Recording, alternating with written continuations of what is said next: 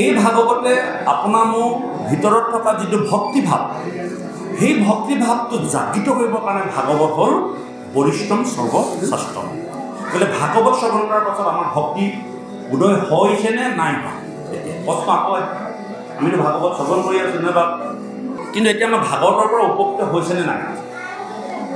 আমি নিজে সুধোছোঁ, প্ৰত্যেকক সুধোঁ। হয়, ভাগৱতে ইমান কথা কৈ আছে, নামৰ মহিমা, নাম ভাগৱত গালে পৰীক্ষিত মুক্তি পাই গ'ল, পৰীক্ষিতৰ জীৱনলৈ অভিভক্ত হৈছিল, ভাগৱত আৰম্ভ হৈছে মৰিলোঁ আৰু ভাগৱত শেষ হৈছে তৰিলোঁ। ভাগৱত আৰম্ভ হৈছে মৰাৰ পৰা, ভয়ৰ পৰা, আৰু ভাগৱত শেষ হৈছে অভয়ৰ পৰা। তেতিয়া আপোনাৰ মোৰ ভয়বোৰ গুচিয়ে নাই, আপোনাৰ মোৰ জীৱনলৈ অভয় হৈছে নাই? ভাগৱত শুনাৰ পাছত আমাৰ কি পৰিৱৰ্তন হৈছে? ইমান দিন ভাগৱত আপোনালোকৰ অনুষ্ঠান পাতি আছে, আমি এতিয়া পৰ্যালোচনা কৰিব লাগে। আপুনি খেতিডৰা কৰিছে, খেতিডৰাৰ পৰা ধান পাইছেনে নাই পোৱা? যদি ধান পোৱাই নাই, আপুনি কি খেতি কৰিয়ে থাকিব নেকি? নহ'লে মাটিডোখৰ সলনি কৰিব লাগিব, নহ'লে বীজ সলনি কৰিব লাগিব, নহ'লে খেতি কৰাৰ তৰিকাটো সলনি কৰিব লাগিব নে কি? হ'লেও নহ'লেও বোলে মই হাল বাব লাগে হাল বামেই, খেতি হওক নহওক কথা নাই, গুটি সিঁচিব লাগে সিঁচিমেই, ধান পাওঁ নাপাওঁ মোৰ মতলব নাই। তেনেকৈ জানো কোনোবা খেতিয়কে খেতি কৰে? খেতিয়কজনে খেতি কৰে আশা কৰে, ভাগৱত শ্ৰৱণ কৰে আশা কৰে। ভাগৱতৰ মাজত আমাৰ আশা আছে। কি আশা আছে? মৃত্যু তৰাৰ আশা আছে, যিটো পৰীক্ষিতে কৰিছিল। পৰীক্ষিতে কি কৰিছিল? পৰীক্ষিতৰ জীৱনলৈ অভিভক্ত হোৱাৰ লগে লগে এইবিলাক কথা আপোনালোকে জানে। অভিভক্ত হোৱাৰ লগে লগে তেওঁ দেখিছে যে মৃত্যুমুখী লোকে কি কৰা উচিত, আৰু এই খবৰটো পোৱাৰ লগে লগে বিভিন্ন পণ্ডিতসকল, ঋষিসকল আহিলে, বিভিন্ন লোকে বিভিন্ন মত দিলে, এইবিলাক কথা আপোনালোকে জানে। কিন্তু পৰীক্ষিতে সেই পন্থাবিলাক পালন কৰিব পৰাকৈ তেওঁ সমৰ্থবান নহয়।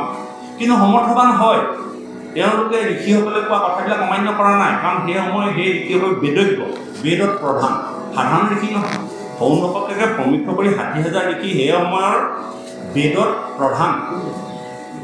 বেদত প্ৰধান মানে এখন স্কুলত 10জন শিক্ষক থাকে, তাৰ ভিতৰত এজনহে প্ৰধান, তাৰমানে সকলো শিক্ষকতকৈ ওপৰ। সৌনককে প্ৰমুখ্য কৰি সমস্ত ঋষিসকল বেদত প্ৰধান আছিল, তাৰমানে ইমানেই বেদ জানে, বেদৰ সাৰমৰ্ম জানে, বেদৰ তত্ত্ব জানে। তেনে তত্ত্ব জনা মানুহে যেতিয়া পৰীক্ষিতৰ মৃত্যুৰ সময়ত উপদেশ দিবলৈ আহিছে, যে কোনোবাই কৈছে দান কৰা, কোনোবাই কৈছে যজ্ঞ কৰা, কোনোবাই কৈছে পূজা কৰা, কিবা কৰা, বিভিন্ন মান। কিন্তু পৰীক্ষিতে তেওঁলোকৰ কথা নুশুনো বুলি কোৱা নাই। কিন্তু পৰীক্ষিতৰ মনলৈ এটা সংশয় আহিল।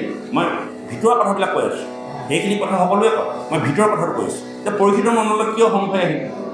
এতিয়াতো নিগুণবাদী সুধে বহা নাই তেতিয়ালৈ। পৰীক্ষিতৰ মনত এই সংখ্যাটো আহিল যে এওঁলোকেতো বেদ একেখন বেদকে পঢ়িছে, একেখন স্কুলতে কৈছোঁ, একে মহাপুৰুষীয়া সত্ৰ সমাজৰ মাজত আমাৰ নীতি নিয়ম কেলৈ বেলেগ বেলেগ হ'ল? আপোনাৰ মোৰ স্বাভাৱিকতে প্ৰশ্ন নাহিবনে? মহাপুৰুষীয়া সত্ৰ সমাজৰ সংবিধান এখন, অসমৰ ইমূৰৰ পৰা সিমূৰলৈকে প্ৰথম প্ৰণালী একে হ'ব লাগে, কিন্তু পৃথক কিয় হৈছে? স্বাভাৱিকতে এইবিলাক আমাৰ প্ৰশ্ন। আমি এখন সংবিধানৰ পণ্ডিত, সমাজ এখন চলিছোঁ, ভাল হওক বেয়া হওক, আমাৰ প্ৰয়োজন হ'লে আমি সংবিধান সংশোধন কৰি ল'ম। কিন্তু সংবিধানখন থকাৰ পাছত আজি মই বিভিন্ন সমাজত ঘূৰাৰ পাছতো দেখিছোঁ আমাৰ প্ৰথম প্ৰণালী, নামনি অসমৰ প্ৰথম প্ৰণালী, মধ্য অসমৰ প্ৰথম প্ৰণালী কিন্তু পৃথক। তেতিয়া আমি একে হ'ব পৰা নাই কিয়? এই কথাটো কিন্তু পৰীক্ষিত হৈছে যে এওঁলোক বেদত প্ৰধান, বেদজ্ঞ, একেখন বেদকে পঢ়িছে, কিন্তু এওঁলোকৰ মতবোৰ বেলেগ বেলেগ। কোনোবাই কৈছে দান কৰা, দান কৰিলে তুমি পুণ্য হ'ব। কোনোবাই কৈছে নহয় দান নালাগে, যজ্ঞ কৰা। কোনোবাই কৈছে তীৰ্থলৈ যোৱা। আৰে বেদটো একেখনেই, তো একেখন বেদৰ মাজত তেওঁলোকৰ ভিন্ন ভিন্ন মতবিলাক কিয়? এই একেখিনি কথাকে আকৌ একাদশ স্কন্ধত আপোনালোকে গৈ পাবগৈ যে উদ্ধৱ মহামহন্তই ভগৱন্তক সুধিছে, একে বেদ বাক্য কিয় ভৈলা মত বেদ কিংকৰ কেশৱ ইটো সংশয় কৰাছে। একেখন বেদৰ কিয় ভিন্নমতি হ'ল? সেই কেশৱ মোৰ সংশয়টো চেষ্টা কৰা। এইটো উদ্ধৱৰ প্ৰশ্ন, হয়তো আপোনালোকৰ প্ৰশ্ন। একেখন ভাগৱতকে পঢ়ি আছোঁ, একে বেদকে পঢ়ি আছোঁ, কিন্তু আমাৰ চলনফলবোৰ বেলেগ বেলেগ। ভাগৱতেতো বহুত কথা কৈছে, ভাগৱতটো কৰ্মকাণ্ডীসকলেও কৈছে, এখনীসকলেও কৈছে, সংঘয়ো কৈছে, যিমান আছে, কিন্তু আমাৰ সেইখিনি মিল হ'ব পৰা নাই। এতিয়া মিল হ'ব নোৱাৰা কথাখিনি ক'ৰ পৰা আহিল? ভাগৱতটো একেখনেই, 10খন নহয়, বোলে বেলেগ বেলেগ ভাগৱত নাই নহয়। এইটো এটা ডাঙৰ প্ৰশ্ন আজি তাৰিখত। বেদ একেখিনি, নামঘোষা একেখনেই, মহাভাৰত একেখনেই, ৰামায়ণ একেখনেই, ভাগৱত একেখনেই, কিন্তু পন্থাবিলাক কেনেকৈ বেলেগ হ'ল? কেনেকৈ হ'ল? কোনোবাই চুলি ফুৰাইছে, কোনোবাই চুলি নুফুৰে, কোনোবাই পুৰোহিত লগাই কৰিছে, কোনোবাই পুৰোহিত লগাই নকৰে। ভাগৱতে আমাক কৈছে নেকি এইবিলাক কথা? ক'ত কৈছে? এই কথাখিনিতেই আমাৰ এই কথাখিনি সোমাই আছে।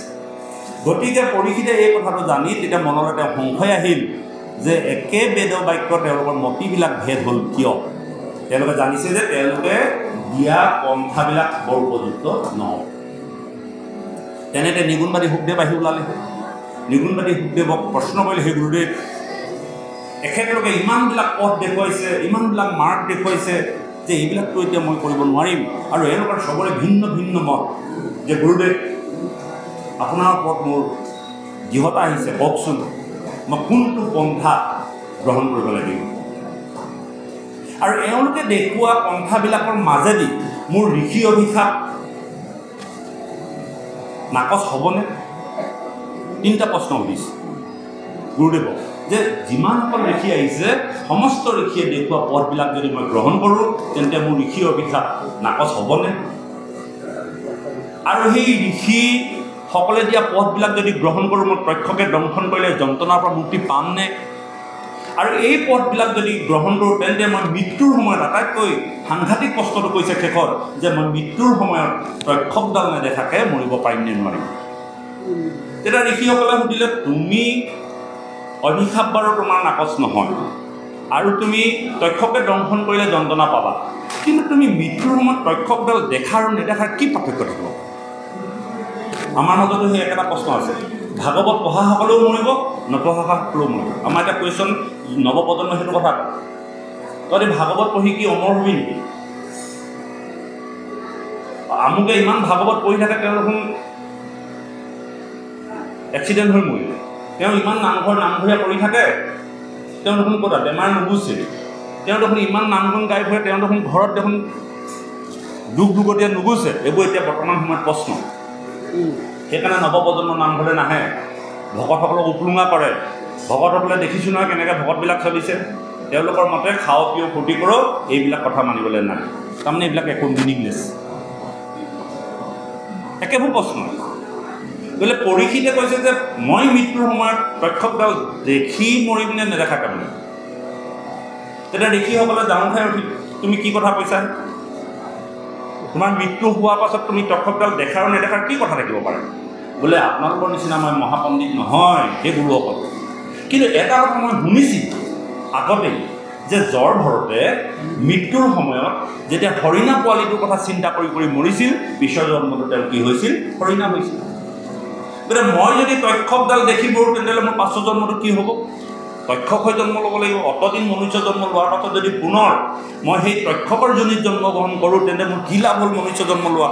কত 84 লক্ষ যোনি বা 84 লক্ষ জন্ম অতিক্ৰম কৰি কৰি আহি ভগৱন্তৰ অমৃতৰ সন্তান মানৱ জীৱনটো পাইছোঁ, আৰু মানৱ জীৱনটো পাই মই শেষত যদি কেনেবাকৈ তক্ষকডাল দেখি মৰিব লগা হয়, তেতিয়াহ'লে মোৰ পাছৰ জন্মটো তক্ষক হ'ব, তেতিয়াহ'লে মোৰ মানৱ জীৱন বিফল হ'ব।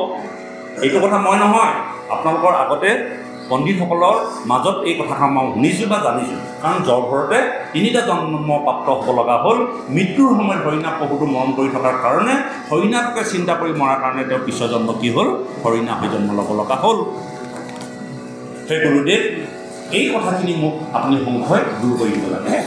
আমি এতিয়া ভাগৱত পঢ়িছোঁ এটা কথা, মৃত্যুৰ সময়ত যাতে কৃষ্ণ নাম উচ্চাৰণ কৰি মৰিব পাৰিম নে নোৱাৰিম, ইয়াৰহে আশা বা সমস্ত কথাবোৰ লাঞ্জা খাই আছে, নহয়নে বাৰু? কিন্তু আমি মৃত্যুৰ সময়ত ভাগৱতৰে কৈ থকা কথাখিনি, আজি কোৱা কথাখিনি আমি স্মৰণ কৰিব পাৰিম নে নোৱাৰিম? হে কৃষ্ণ তজ পাদ পদ্ম পঞ্জৰ ভিতৰে মোৰ মন ৰাজহংস পক্ষী থাকুক প্ৰভু সৰ্ব শয়ানৰ সময়ত অপবাক পীত আদি যত কণ্ঠৰু ৰধনে স্মৰণ তোমাৰ কথা কণ্ঠৰু ধনে স্মৰণ তোমাৰ কথা। আজি মোৰ তেজবল আছে, ভাগৱত গাইছোঁ, আপোনালোকে বহি আছে, তেজবল আছে, গাব পাৰিছে, ক'ব পাৰিছে, শুনিব পাৰিছে।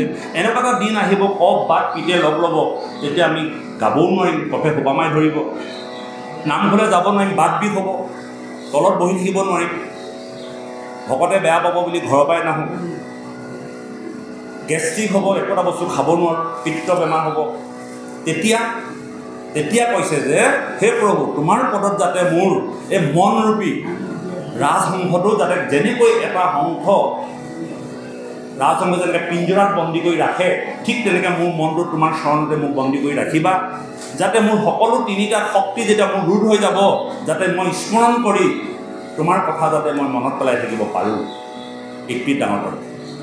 সেই তত্ত্বটোৰ কাৰণে আমি ভাগৱত শ্ৰৱণ কৰিছোঁ, ভাগৱত অনুষ্ঠান পাতিছোঁ, ভাগৱত শুনিছোঁ, যাতে মৃত্যুৰ সময়ত আমি গাব নোৱাৰিলেও, যাব নোৱাৰিলেও স্মৰণ কৰি আজি তাৰিখৰ যিটো এই পৰম পবিত্ৰ অনুষ্ঠান, আজি 20 বছৰ পাছত বা 30 বছৰ পাছত কোনোবা এজন আপোনাৰভাৱে ইহলীলা সম্বন কৰাৰ সময়ত বোলে সেই বাপজন আহিছিলে বা আমি এনেকৈ বহি এই শুভমশ্ৰী খেল সত্ৰত এনেধৰণে ভাগৱত শ্ৰৱণ কীৰ্তন কৰিছিলোঁ, সেই কথাবিলাক ইমান ভাল লাগিছিলে শুনি। আজি যদি মোক ইয়াত কোনোবাই শুনালেহেঁতেন, এই যে যিটো স্মৰণ শক্তি আহিব, এই শক্তিটোৰ দ্বাৰা আপোনাৰ কি হ'ব, ভগৱন্তই গতিপ্ৰাপ্ত কৰোৱাব তাৰ প্ৰয়াস। গতিকে এই কথাটো পৰীক্ষিতে জানিছিল, জনাৰ পাছত পৰীক্ষিতে সেই কথাটো সুধিছিল যে হে গুৰুদেৱ, মোক আপুনি কওক যে ব্ৰহ্মশাপৰ পৰা মুক্তি পাবৰ কাৰণে মই কি কৰিব লাগিব, নহয়নে বাৰু? তেতিয়া নিৰ্গুণবাদী শুকদেৱে কৈছিল যে হে পৰীক্ষিত, তুমি ভাগৱত শ্ৰৱণ আৰু কীৰ্তন কৰিব লাগিব। বোলে ভাগৱত শ্ৰৱণ কীৰ্তন কৰিব লাগিব, ভাগৱত শ্ৰৱণ কীৰ্তন কৰিব লাগিব। আচ্ছা, ভাগৱত শ্ৰৱণ কীৰ্তন যদি কৰোঁ তেন্তে মই ঋষি অভিশাপৰ পৰা মুক্ত হ'ব পাৰিম নে নোৱাৰিম? পৰীক্ষিতৰ সাংঘাতিক প্ৰশ্ন। আৰু আমি ভাগৱত শ্ৰৱণ কৰাৰ লগে লগে আমি এটা জিজ্ঞাসু মনলৈ ভাগৱত শুনিব লাগে। কৈ গৈ আছে শুনিছোঁ, আমি ক'লেই কথাবিলাক শুনি নাযাব, কথাখিনি যুক্তি আছেনে নাই, জীৱনশৈলীৰ লগত মিল আছেনে নাই, ভাগৱতৰ লগত মিল আছে নাই, নহয়নে বাৰু? ঠিক পৰীক্ষিতক ভাগৱত ক'বলৈ যোৱাৰ আগতে পৰীক্ষিতে জিজ্ঞাসু মন এটা যে জানিবলৈ বিচৰা, তেওঁৰ মাজত থকা প্ৰশ্নবিলাক উত্থাপন কৰিছিল গুৰুৰ আগত, আৰু গুৰুৱে এটা এটাকৈ পৰীক্ষিতৰ সংশয় দূৰ কৰিছিল। গতিকে এই ভাগৱত শ্ৰৱণ কৰিবলৈও পাত্ৰ হ'ব লাগিব আৰু ভাগৱত ক'বলৈও পাত্ৰতা থাকিব লাগিব। মনত ৰাখিব, ভাগৱত শ্ৰৱণ কৰিবলৈও যোগ্যতা থাকিব লাগিব, ডিগ্ৰী লাগিব। তাৰমানে যোগ্যতা মানে অৰ্হতা নহয় জানো? আৰু ভাগৱত ক'বলৈও অৰ্হতা লাগিব। যে এনেকুৱা নহয় যে বোলে বাপদেউতা ভাগৱত কৈ আছে, মই চুকটাতে বহি শুনি আছোঁ। আপুনি ভাগৱত শুনিবলৈও পাত্ৰতা হ'ব লাগিব। পাত্ৰতা মানে যোগ্যতা। আপুনি প্ৰধানমন্ত্ৰী হোৱা পাত্ৰতা, আপুনি সমাজৰ সভাপতি হোৱা পাত্ৰতা, MLA হোৱাৰ পাত্ৰতা, নামাচাৰ্য হোৱাৰ পাত্ৰতা, এইবিলাক পাত্ৰতা মানে যোগ্যতা থাকিব লাগিব। এই ভাগৱত যে আপোনাৰ গাইছোঁ বা কৈছোঁ বা ঈশ্বৰৰ কথা, এইখিনি কৰিবলৈ মোৰ যোগ্যতা আছেনে নাই? হুৱন্ত ভকত, নুহন্ত পণ্ডিত। হুৱন্ত পণ্ডিত, নুহন্ত ভকত, দুটা বস্তু। আপুনি ভকত হৈছে, ভকত হ'লে আপুনি ভাগৱত গাব নোৱাৰে। নীতি সদাচাৰ আপোনাৰ শুদ্ধ, কিন্তু আপুনি ভাগৱত গাব নোৱাৰে। কিয় নোৱাৰে? ভাগৱত গাবলৈ হ'লে আপুনি পণ্ডিত হ'ব লাগিব। আপোনাৰ সন্মুখত বহি থকা প্ৰত্যেকজন ব্যক্তিয়ে যি প্ৰশ্ন উত্থাপন কৰিব, তেওঁ সংশয় দূৰ কৰি দিব পাৰিব। আপুনি ভাগৱত পঢ়ি গ'লেই নহ'ব। আপুনি ভাগৱতৰ মতে নীতি নিয়ম ভকত আপুনি সুন্দৰ, কোনো একদম আপোনাক কাটিব নোৱাৰে। যিমানখিনি নীতি নিয়ম আছে সকলো আছে, কিন্তু হ'লেও আপুনি ভাগৱতৰ আসনখনত বহি ভাগৱত কথা ক'ব নোৱাৰে। কেলৈ নোৱাৰে? এই যে সন্মুখত বহি থকা লোকসকলৰ মনত থকা যি সংশয়, সেই সংশয়বিলাক দূৰ কৰিব পৰাকৈ আপুনি বিভিন্ন শাস্ত্ৰ অধ্যয়ন কৰি আপুনি পণ্ডিত হ'ব লাগিব। ধন্যবাদ। আচ্ছা, আপুনি পণ্ডিত, বহুত শাস্ত্ৰ জানে, বহুত শ্লোক মুখস্থ আছে, বহুত সংস্কৃত জানে, কিন্তু আপুনি ভকত নহয়, তেতিয়াও নহ'ব। আপোনাক ভাগৱতে নকৰায়। নীতি নাই, সদাচাৰ নাই, শৌচাচাৰ নাই, ঈশ্বৰৰ নাম আপুনি মুখস্থ কৰি টীকা ভাষ্য চাই ভাগৱত ক'ব নোৱাৰে। কাৰণ ভাগৱতৰ আসনখন গ্ৰহণ কৰিবলৈ যাওঁতে নীতি সদাচাৰ প্ৰয়োগ কৰিব লাগিব, নীতি সদাচাৰ গ্ৰহণ কৰিব লাগিব, লগতে আপুনি পণ্ডিত হ'ব লাগিব আৰু বিভিন্ন শাস্ত্ৰৰ উদ্ধৃতি দি আপুনি সমাজৰ বা ভক্তসকলৰ শ্ৰোতাসকলৰ মনৰ সংশয় দূৰ কৰিব পাৰিব লাগিব। আৰু সেই কামটো কোনে পাৰিছিল? নিগুণবাদী শুকদেৱে পাৰিছিল। আৰু সেইকাৰণে নিগুণবাদী শুকদেৱক পৰীক্ষিতে কৰা প্ৰশ্নবিলাক তাত থকা ঋষিমুনিসকলে উত্তৰ দিব নোৱাৰিছিল। সেইকাৰণে সেই ঋষিমুনিসকলে ভাগৱত ক'ব নোৱাৰিছিল, যদিও তেওঁলোকে বেদত প্ৰধান। কিন্তু নিগুণবাদী শুকদেৱে তেওঁ ব্যাসদেৱৰ ঔৰসে আহিছে, পৰম প্ৰকৃত যি মায়ে স্পৰ্শ কৰিব নোৱাৰে। তেওঁ এনেকুৱা এজন পণ্ডিত, তেওঁ ভকতই নহয়, সিদ্ধপুৰুষেই নহয়, তেওঁ এজন মহাপণ্ডিত। কাৰণ গৰ্ভতেই তেওঁ ভাগৱত শ্ৰৱণ কৰিছিল। আৰু ভাগৱত শ্ৰৱণ কৰাৰ কাৰণে তেওঁ পৰীক্ষিতৰ তিনিটাকে ডাঙৰ ডাঙৰ প্ৰশ্ন উত্তৰ দিবলৈ তেওঁ সক্ষম হৈছিল।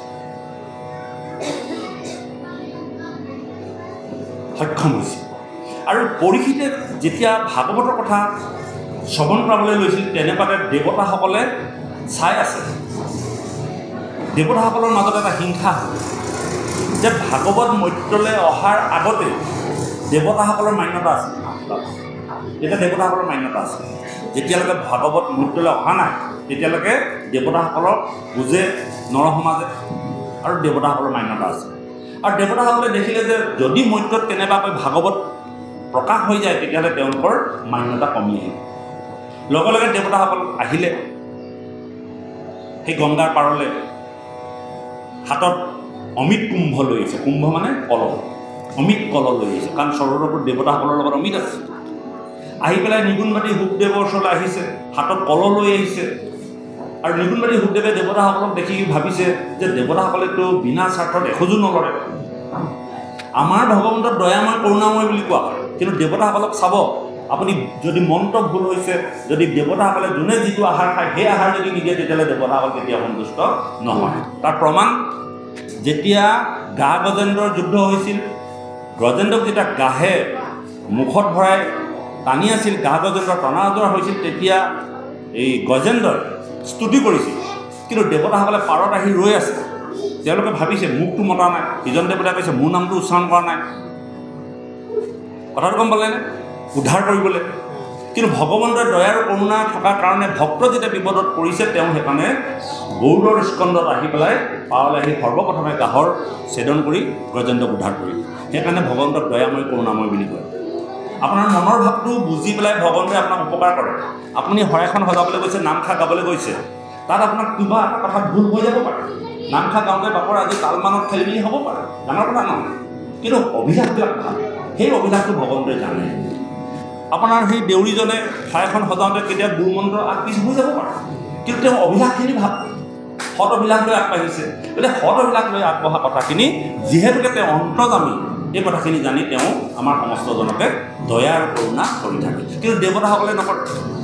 দেৱতাসকলে যদি সময়মতে যদি আপুনি পুনাহনি দিব নোৱাৰে, তেতিয়াহ'লে আপোনাৰ মন্ত্ৰ যদি ভুল হয়, তেতিয়াহ'লে দেৱতাই আপোনাক সদায় দুখ লাগে। যে দেৱতাৰ দুখ লাগে, এই দুখ লাগে। গতিকে দেৱতাবিলাকে যেতিয়া বিনা স্বাৰ্থত এখোজো নলৰাকৈ যেতিয়া এই স্থানত আহিলে, নিগুণবাদী শুকদেৱে ভাবিছে নিশ্চয় কিবা এটা নহয় কিবা এটা কাৰণ আছে। তেতিয়া নিগুণবাদী শুকদেৱক আহি দেৱতাসকলে ক'লে, সেই গুৰুদেৱ, যে পৰীক্ষিত অভিশপ্ত হৈ আছে, পৰীক্ষিত 7 দিনৰ পাছত মৰিব, আমি এই অমিত লৈ আহিছোঁ, অমিত খুৱাই দিওঁ। অমিত খুৱাই দিলেতো মৰিব নোৱাৰে, অমিত খুৱাই দিওঁ। এতিয়া নিগুণবাদী শুকদেৱে কৈছে খুৱাই দিয়া, তেন্তে তোমালোকৰ অমিত খালে যদি মানুহ অমৰ হৈ যায়, তেন্তে পৰীক্ষিত 7 দিনৰ পাছত মৰিব। যিহেতুকে পৰীক্ষিত এজন ধৰ্মশীল ৰজা, সহায় কৰা পৃথিৱীৰ এজন ধৰ্মশীল ৰজা, গতিকে দেৱতাসকলে পৰীক্ষিতক ভাল পায়। বোলে পৰীক্ষিতে যেতিয়া 7 দিনৰ পাছত মৃত্যুবৰণ কৰিব, তেওঁ জীয়াই থাকিব লাগিব জগতত, গতিকে তেওঁ আমি অমিত খুৱাই দিওঁ, তেওঁ অমৰ হৈ যাব। আৰু নিগুণবাদী শুকদেৱে কৈছে খুৱাই দিয়া তেন্তে, অমিত খালে যদি বাচে। নহয় বোলে গুৰুদেৱ, এটা চক্ৰ আছে। এতিয়া নিগুণবাদী শুকদেৱে ভাবিলে যে আচল কথাত আহিব, চক্ৰ আছে। কি চক্ৰ আছে? বোলে আমি অমিত দিম, কিন্তু আপুনি ইয়াত ভাগৱত ক'ব নোৱাৰিব। এই ভাগৱত স্বৰ্গত গৈ আমাক শুনাব লাগিব। নামঘৰত লিখিছে ব্ৰহ্মাৰ প্ৰাৰ্থনী নৰতনু পাম। ব্ৰহ্মায়ো প্ৰাৰ্থনা কৰিছে নৰতনু পাবৰ কাৰণে, ঈশ্বৰৰ নাম শুনিবৰ কাৰণে। আৰু দেৱতাসকলে কৈছে যে এই ভাগৱত আপুনি পৰীক্ষিতৰ আগত ক'ব নালাগে, এই ভাগৱত আপুনি আমাৰ স্বৰ্গত গৈ শ্ৰৱণ কৰক আৰু আমাৰ অমিত পৰীক্ষিতক দি দিওঁ, পৰীক্ষিতৰ আগত ক'ব নালাগে। উদ্দেশ্য যদি কেনেবাকৈ পৰীক্ষিতৰ আগত এই ভাগৱত কয়, ঈশ্বৰৰ অমিত সন্ধান যদি পায়, তেতিয়াহ'লে দেৱতাসকলৰ মান্যতা নাথাকিব। আৰু তেতিয়াৰ পৰা দেৱতাসকলৰ মান্যতা কমি গ'ল। আৰু দেৱতাসকলে তেতিয়াই ৰাতি বন্ধ কৰিছিল। যেনেকৈ অফিচৰ ভাল ভাল ফাণ্ডবিলাক আহিলে অফিচৰ কেৰি মহুৰীয়ে ফাণ্ডবিলাক আটক কৰি ৰাখিব বিচাৰে, লোকসমাজলৈ যাবলৈ নিদিয়ে, ঠিক তেনেকৈ দেৱতাসকলেও ভাল ভাল বস্তুবিলাক মৃত্যুলৈ আহিবলৈ নিদিয়ে। সেইটো আমাৰ কৃষ্ণ সূৰ্য ভৈৰৱী গীতত গুৰুজনে লিখিছে, নহয় বাৰু? লিখিছে নহয়? দেৱতাসকলে চল কৰি নাম বস্তু ঢাকি ৰাখিছিল, কিন্তু প্ৰভুৱে কৃপা কৰি জগতৰ কল্যাণৰ কাৰণে নাম বস্তু পুনৰ উদ্ভাসিত কৰিলে। তেতিয়া নিৰ্গুণবাদী সুখদেৱে ক'লে যে ঠিক আছে বাৰু, হ'ব, তুমি পৰীক্ষিত সোধা তোমাৰ অমিত খাবলৈ নাখায়। পৰীক্ষিত যিহেতুকে গৰ্ভৱতী বিষ্ণুক দৰ্শন কৰি আহিছে, মহাজ্ঞানী জিজ্ঞাসু মনৰ গৰাকী, আপোনাৰ মোৰ নিচিনা সাধাৰণ নহয়, তেওঁ 10টা কথা আগতেই বুজি পায়। তেতিয়া দেৱতাসকলে ক'লে যে পৰীক্ষিত তুমি অমিত খোৱা, তুমি অমৰ হৈ যোৱা। এতিয়া পৰীক্ষিতে কৈছে যে মই তোমালোকৰ অমিত নাখাওঁ, তোমালোকৰ অমিত খালে মই অমৰ হ'ম, সুখ পাম, কিন্তু তোমালোকৰ অমিত শেষ হৈ যোৱাৰ লগে লগে, সুখ এদাই হোৱাৰ লগে লগে মোৰ দুখ আহিব। পৰীক্ষিতে কি বিচাৰিছে যে স্থায়ী সুখ লাগে। যিটো সুখ ক'ত আছে? গীতাত আছে। ঐতান্তিক সুখ তদুপদ সেৱা হৰি হৰি হৰি হৰিয়ে সেৱা কৰি হৰি শিহুষে ভৈলো বঞ্চিত। অমিত খালে অমৰ হ'লে স্বৰ্গসুখ পাব। স্বৰ্গসুখ আপুনিও পাব।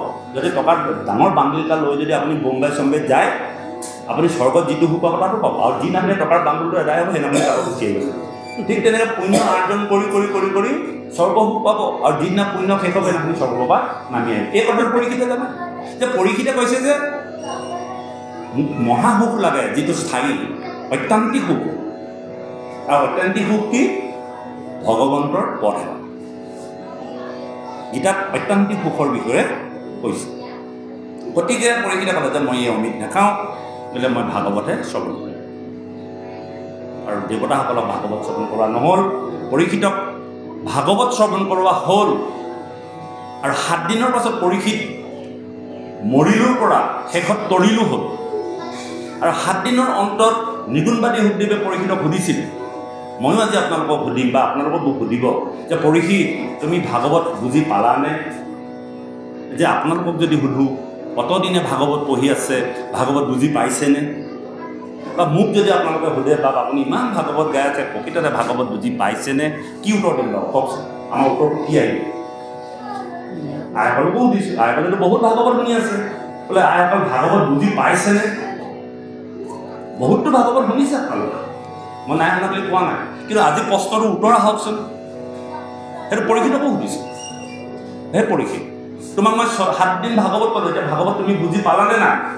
যদি তুমি পাইছা কোৱা, আৰু যদি নাই পোৱা মই পুনৰ ভাগৱত ক'ম। এজন গুৰুৰ দায়িত্ব, শিষ্যই যদি নুবুজে আকৌ বুজাই দিয়ে। আৰু আমাকো আজি জন্মৰ পৰা আমি ভাগৱত শুনি আহিছোঁ, পিতৃ মাতৃৰ দিনৰ পৰাই শুনি আহিছোঁ, আজি তাৰিখলৈকে আমি ভাগৱত বুজি পাইছোঁ নে নাই পোৱা? এটা প্ৰশ্ন। আমি প্ৰশ্নবিলাক উত্থাপন কৰিছোঁ আৰু উত্তৰবিলাক আমি উলিয়াব লাগে। সুৰ লগাই লগাই ভাগৱত গাই থাকিলে নহ'ব। মই ভাগৱতৰ কথাকে কৈ আছোঁ দেই, কথাই কৈ আছোঁ। মই ইতিমধ্যে অজামিলৰ কাহিনী কৈ যাম, নামৰ মহিমা কম, ভাগৱত সমাপ্তি কৰিম। সেইকাৰণে মই কথাখিনি হাত লগাই আছোঁ। গতিকে পৰীক্ষিতক যেতিয়া সুধিছিলে, আমাক সুধিলে আমি কৈ দিম যে গুৰুদেৱ একদম খোলা বুজি পালোঁ দেই। যদি বুজি পাইছোঁ সঁচাকৈ ক'ম বুজি পালোঁ, বুজি পালা নাপালোঁ। আৰু নোপোৱাজনক কৈ দিব, নাই নাই গুৰুদেৱ নাপালোঁ দেই, আৰু এবাৰ কওক, আৰু এবাৰ কওক, নহয় এবাৰ কথাটো। কিন্তু পৰীক্ষিতে কি কৈছিলে জানেনে? পৰীক্ষিতৰ উত্তৰটো কিমান মহান যে হে গুৰুদেৱ, ভাগৱত শ্ৰৱণ কৰাৰ পাছত ইয়াতে আছে পৰীক্ষিত ব্ৰহ্মজ্ঞান নামৰ 12 স্কন্ধত পাব মহাতত্ত্ব। কেতিয়াবা সময় সুবিধা পালে আমি ভাগৱতৰ 12 স্কন্ধ অধ্যয়ন কৰিম, তাতেই সম্পূৰ্ণ কথাবিলাক উত্তৰ পাম। শেষত ভাগৱতৰ তাৎপৰ্য 12 স্কন্ধ তাত আছে এইবিলাক পৰীক্ষিত ব্ৰহ্মজ্ঞান। তেতিয়া পৰীক্ষিতে কৈছে, হে গুৰুদেৱ, তেওঁ কোৱা নাই যে মই ভাগৱত বুজি পালোঁ বুলি, তেওঁ কৈছে হে গুৰুদেৱ, ভাগৱত শ্ৰৱণ কৰাৰ পাছত মোৰ কেইটামান কাম হ'ল। এক হ'ল মোৰ মনৰ মল দূৰ, এক হ'ল মোৰ অজ্ঞান আন্ধাৰ দূৰ হৈ নিৰ্মল হ'ল, পোহৰ হৈ গ'ল। মোৰ মন চিত গলিত হৈ গ'ল, বিগলিত হৈ গ'ল কৃষ্ণ নামত। মোৰ যিমানখিনি লোভ মোহ কাম ক্ৰোধ দম্ভ দস্য আছিলে সকলোখিনি নিঃশেষ হৈ গ'ল। এতিয়া কওক আপুনি পৰীক্ষিতে ভাগৱত বুজি পালেনে নাই? কিমান কৌশলগতভাৱে গুৰুৰ আগত হেৰি কৰিছে। আমি হোৱালে বুজি পালোঁ বুলি ক'লোঁ, বুজি পালোঁ বুলি কোৱাৰ লগে এটা অহংকাৰ, ইমান বুজি পালানে তুমি? কিন্তু পৰীক্ষিতে বুজি পালোঁ বুলি কোৱা নাই। পৰীক্ষিতে কৈছে যে সেই গুৰুদেৱ ভাগৱত শুনাৰ পাছত মোৰ কেইটামান কাম হ'ল, চিত্ত নিৰ্মল হ'ল, আন্ধাৰ গুচিলে, মোৰ মন বিগলিত হৈ গ'ল, আৰু মোৰ যে দেহ বেলেগ আৰু আত্মা বেলেগ এই কথাটো উপলব্ধি। মৃত্যুৰ ভয় গুচিলে বুলি কৈছে। হা? মৃত্যুৰ ভয় গুচিলে, ভয় গুচিলে, মোৰ আৰু মৃত্যুৰ ভয় নাই। তেতিয়া নিগুণবাদী ভূপদেৱে কিমান আনন্দ পাইছে। যদি তোমাৰ মৃত্যু ভয় নাই, তুমি যিটো প্ৰশ্ন সুধিছিলা যে দক্ষকে দংশন কৰিলে মোৰ দেহ যন্ত্ৰণা আহিবনে নাই, বোলে কেনেকৈ আহিব? তোমাৰ দেহ বেলেগ, তুমি বেলেগ। আপোনালোকে চাবচোন, কেতিয়াবা আপোনালোকে মৰা মানুহ যেতিয়া অন্তিম সময়ত যে আমি ৰখিবলৈ যাওঁ, যায় নাযায় আপোনালোকে? শাস্ত্ৰ ভাগত শুনাও নহয়, সেই মানুহজন সেই মুহূৰ্তত আত্মা আৰু দেহ পৃথক হৈ থাকে। তেওঁ ভৰিটো কি কৰিছে গমেই নাপায়, মহে কামিছে নে জোকেই কামিছে। তেওঁ কেৱল আত্মাটো, মাত্ৰ দেহটো ধনঞ্জয় বায়ুৰ দ্বাৰা ৰৈ থাকে। ঠিক তেনেকৈ সেই সময়ত কেৱল ভগৱন্তৰ নাম জপ কৰি আত্মা আপুনি ভগৱন্তৰ বিগলিত হৈ যাব, দেহটো বেলেগ হৈ যাব। আৰু দেহটোত তক্ষকেই দংশন কৰিছে নে জোকেই খাইছে নে পৰুৱাই কামিছে গম নাই, দেহ আৰু আত্মা পৃথক। এইটোৱে হ'ল ভাগৱতৰ মূল উদ্দেশ্য, যে মৃত্যুমুখী লোকে কি কৰা উচিত, যে মৃত্যুমুখী লোকে এই কথাটো জনা উচিত। ভাগৱত শ্ৰৱণ কৰাৰ পাছত আপুনি লাষ্টত এটা কথা আপোনাৰ মোৰ উপলব্ধি হ'ব লাগিব যে আপোনাৰ দেহ বেলেগ আৰু আত্মা বেলেগ। আৰু তেতিয়া কি হ'ব? অভয় হৈ যাব, চিনি পাব। গতিকে আমি এই সম্পৰ্কত আমি আৰু এখন কিতাপ লিখি উলিয়াইছোঁ, সাধনালব্ধ জীৱন। ইতিমধ্যে প্ৰিণ্ট হৈ আছে গুৱাহাটীত, খুব কম আমাৰ কলিতাভাৱে প্ৰিণ্ট কৰি আছে। সাধনালব্ধ জীৱন খুব সুন্দৰ। এই গোটেই ভক্তিৰ পৰমাৰ্থিক কথাবিলাক তাত উল্লেখ কৰিছোঁ। আমাৰ আগৰ যিখন কিতাপ আপোনালোকে দেখিছিলে আধ্যাত্মিক চেতনাই, আপোনালোকে পঢ়িছে নাই নাজানো, বহুতৰ লগত আছে। সেই কিতাপখন হয়তো আপোনালোকে থৈ দিছে যদি নাজানো, পঢ়িব। আধ্যাত্মিক চেতনাই শ্ৰেষ্ঠ সাধনা, সেইখন আমাৰ প্ৰথম সংস্কৰণ ইতিমধ্যে শেষ হৈ গ'ল, 500 কপি। ইতিমধ্যে আমি আকৌ দ্বিতীয় সংস্কৰণ দিওঁ। আজিও আমি কেইখনমান কিতাপ লৈ আহিছোঁ, যদি কোনো লোকে লোৱা নাই লৈ ল'ব পাৰিব। আৰু আমাৰ প্ৰসংগ প্ৰণালীও আমি এখন প্ৰসংগ বনাই, আজি প্ৰসংগত আমি কিছুমান ব্যতিক্ৰম দেখিলোঁ। ব্যতিক্ৰম মানে কি কৈ দিছোঁ আৰু ইয়াৰ মাজতে, যে প্ৰসংগ যেতিয়া কৰোঁ আমি নামৰ আঁচনি পাতি লওঁ, এটা ধুনীয়াকৈ গণ্ডি এটা পাতি লওঁ। যেতিয়ালৈকে নামৰ আচাৰ্যজন নুঠে তেতিয়ালৈকে ভকত কোনো উঠিব নাপায়। যেনেকৈ এজন সভাৰ সভাপতি আসন গ্ৰহণ কৰাৰ পাছত কোনোবা এজন বাহিৰলৈ গ'লেও সভাপতি বুধিয়ে যায়। সভাপতি মন্তব্য নিদিয়ালৈকে সভাখনত কোনো মানুহ ভংগ নকৰে। আমাৰ মনে মনে পাছফালে ওলাই গুচি যায়, এইটো অনিয়ম। কিন্তু এখন সভা যেতিয়া আমি সভাপতি পাতি লওঁ, সভাৰ পাছত সভাপতিয়ে যেতিয়ালৈকে সভা ভংগ নকৰে তেতিয়ালৈকে যায়। আৰু নামাচাৰ্যজনে যেতিয়া নামৰ আসন গ্ৰহণ কৰে, সমস্ত ভকত বৈষ্ণৱক এধাৰি নামৰ মালা গ্ৰহণ কৰে। আৰু নাম শেষ কৰি তেখেতে সেৱা নোলোৱালৈকে ভকতসকল কিন্তু আসনৰ পৰা উঠি যাব নাপায়। এয়া হ'ল আমাৰ এখন আচৰণ। গতিকে এইবিলাক আপোনালোকে ৰক্ষা কৰিবলৈ যত্ন কৰিব, কাৰণ বহুত লোকে চাই থাকে নহয়, চাই থাকে। আমি সমাজবিলাক দেখুৱাব লাগিব। গতিকে এই সম্পৰ্কত আমি বিস্তৃতভাৱে আমি প্ৰসংগ প্ৰণালী এভাগ উলিওৱা হৈছে, সেইভাগো বাৰু আপোনালোকে চাব লৈ আহিছে। যে কি নহওক, আমি কৈ আছিলোঁ কি যে পৰীক্ষিতে তেতিয়া বুজি পালে যে দেহ বেলেগ আৰু আত্মা বেলেগ।